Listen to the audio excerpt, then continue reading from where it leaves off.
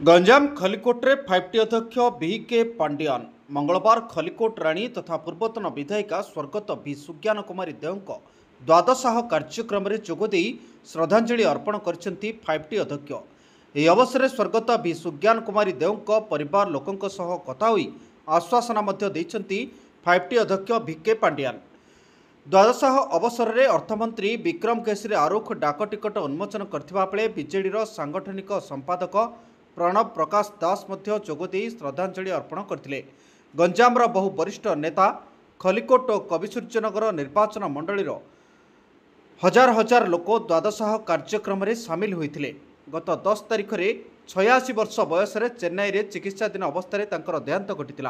10 थरर विधायिका थिबा सुज्ञान कुमारी एकाधार नेत्री समाजसेवी आशु लेखिका स्टाम्प संग्राहक थिले।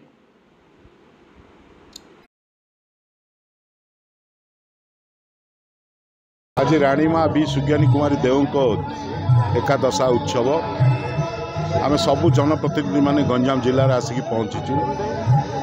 राज्य विभिन्न प्रतिनिधि माने आसुचंती पहुँचे, मंत्री माने आसुचंती पहुँचे।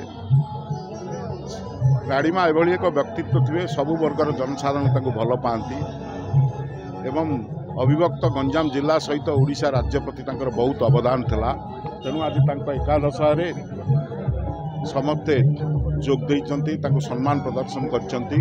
आज एकादश उत्सव में मुझे प्रति मोर गभीर श्रद्धांजलि अर्पण करुच्ची एवं परिवार वर्ग मानकू एवं अनुगामी जो मैंने उपस्थित अच्छा समस्त को महाप्रभु जगन्नाथ सहाय हुंतु मुझे कामना कहीपारे किंतु आम मान गोटे एते बड़ वैक्यूम सृष्टि करके चली गले।